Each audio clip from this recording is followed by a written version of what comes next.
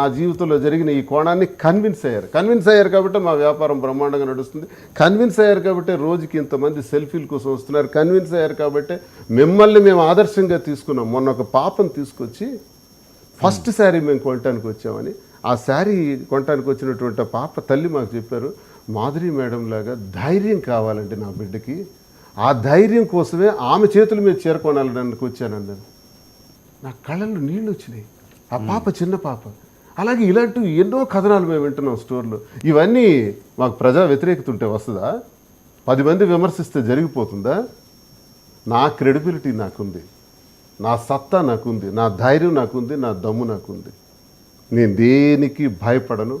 It's also one of the characteristics of doctorate.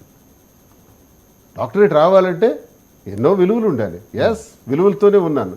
విలువలు లేవని ఎవరు చెప్పగలరు? మీ ద్వారా నేను ఈరోజు తెలియజేస్తున్నాను. ఏ విలువలు